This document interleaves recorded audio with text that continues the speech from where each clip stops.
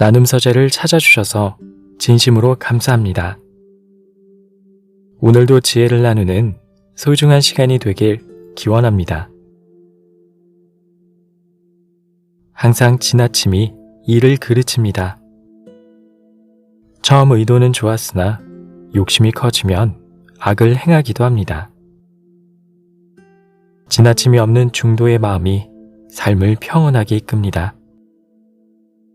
그러니 어떤 일이든 한쪽으로 치우치지 않도록 중심을 잘 잡아야 합니다.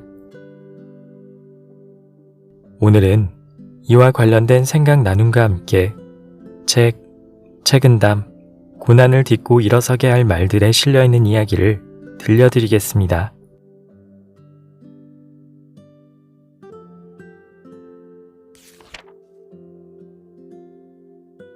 어떤 일이든 한쪽으로 치우쳐서는 안 된다.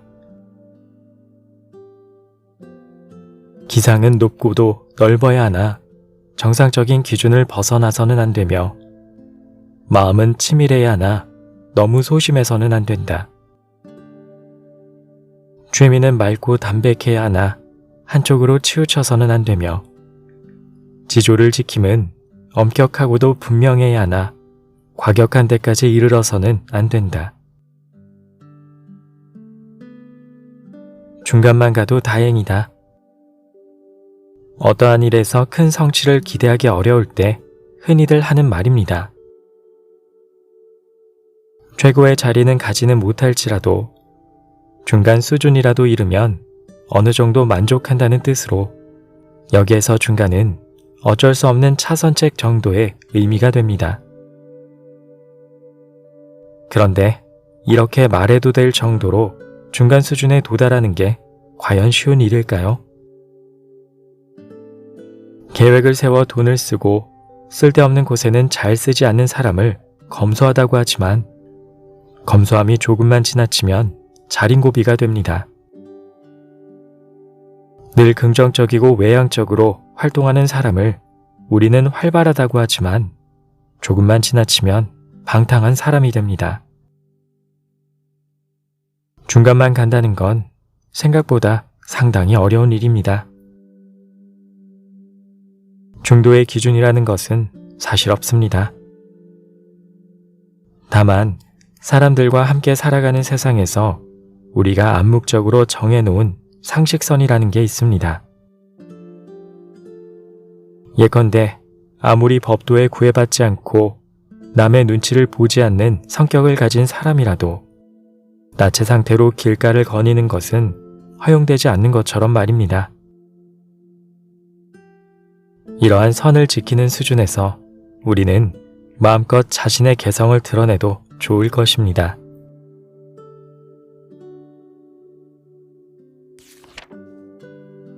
선비는 일시적인 궁궁으로 자포자기하지 않는다.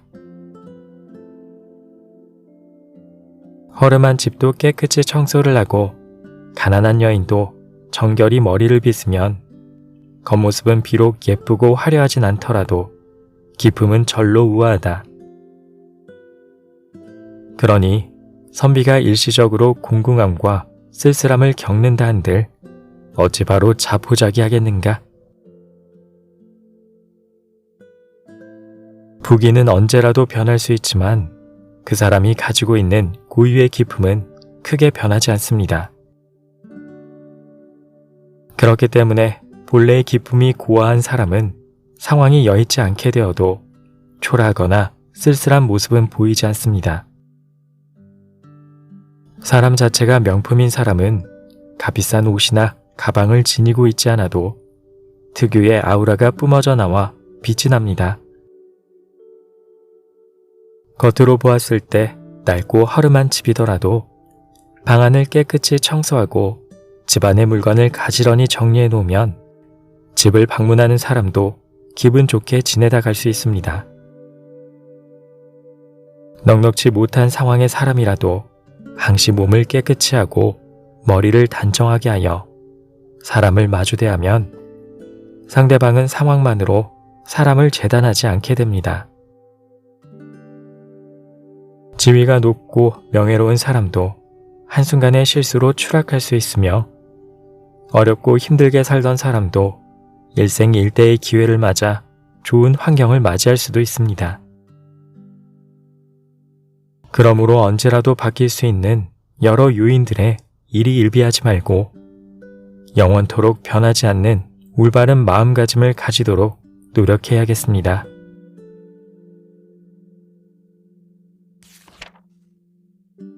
단박한 가운데 뜻이 차분하면 마음의 참된 맛을 얻게 된다. 고요한 가운데 생각이 맑고 뚜렷하면 마음의 참된 모습을 보게 되고, 한가로운 가운데 기상이 조용하면 마음의 참된 움직임을 깨닫게 된다. 단박한 가운데 뜻이 차분하면 마음의 참된 맛을 얻게 된다. 마음을 관찰하여 도를 깨닫는 것에는 이 세 가지보다 나은 것이 없다. 참진, 진실, 진리, 진위 등 여러 단어들로 익숙한 글자입니다. 참되다라는 말의 사전적인 풀이는 거짓이나 허망함이 없는 상태를 일컬으며, 이 글자의 자원에 대해서는 몇 가지 설만 있을 따름입니다. 위 구절에서는 모두 마음을 주어로 하여 참된 모습, 참된 움직임, 참된 맛이라는 세 단어를 나열하였습니다. 참된 모습을 깨닫고 참된 움직임을 감지하며 참된 맛을 넣는 것, 이 세 가지가 곧 마음을 관찰하고 도를 깨닫는 가장 좋은 방법이라고 말하였습니다. 마음의 모습이나 움직임은 대략 상상이 가지만 마음의 참된 맛은 무엇을 말하는지 잘 떠오르지가 않습니다.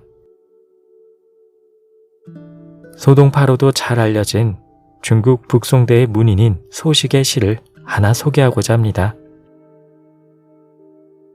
소식은 당시 장수성 상주에 살고 있던 전한도라는 사람과 교유하였는데, 그가 건차를 보내오자 그에게 이렇게 화답합니다. 설화차나 우각차 따위 어찌 말할 게 있으랴? 건차 한 잔 마시니 진미가 무궁함을 비로소 알겠네. 제 아무리 명차와 비교해 본들 상대방이 진심을 담아 보내온 선물에서 참다운 맛을 느꼈음을 말해주는 구절입니다.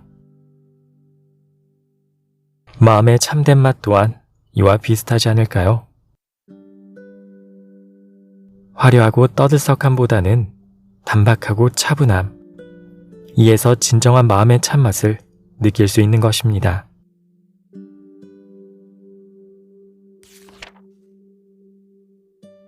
내 마음을 항상 원만하고 평화롭게 해야 한다. 내 마음을 항상 원만하게 할 수 있다면 천하가 절로 결함 없는 원만한 세계가 될 것이요, 내 마음을 항상 평화롭게 할 수 있다면 천하의 절로 험한 인정이 없어지게 될 것이다. 마음의 여유를 가지고 살아간다는 것은 생각보다 어렵습니다. 마음의 불안을 야기하는 요소는 여러 가지가 있습니다. 자산이나 건강 관련 문제와 같은 중대한 것부터 층간소음이나 바쁜 일정 등과 같이 사소한 것까지 다양합니다. 이러한 다양한 요소들을 모두 없애고 마음의 평온을 되찾기란 결코 쉬운 일이 아니죠. 어떠한 사람은 통장에 당장 10만 원도 없지만 고마운 지인에게 커피 한 잔 대접하는 것은 당연하다고 여깁니다. 그런데 수십억대 자산가여도 자신이 돈을 써야 하는 자리라면 안 가려고 하는 사람도 있습니다. 이러한 방식으로 살았기 때문에 돈을 많이 모은 거라고 할 수도 있겠습니다. 하지만 이렇게 자산을 모은 사람을 부러워하는 사람은 아마도 없을 것입니다. 오히려 없는 상황에서도 마음의 여유를 잃지 않고 웃으며 살아가는 사람의 긍정적인 자세를 부러워합니다. 이러한 여유는 돈 주고도 살 수 없는 그 사람만의 고유 가치입니다. 마음이 평화롭고 원만하다면 자신이 속한 세계가 어느 곳보다 행복한 낙원이 되어 항시 뒤따르던 근심과 걱정이 자연스레 사라지게 될 것입니다.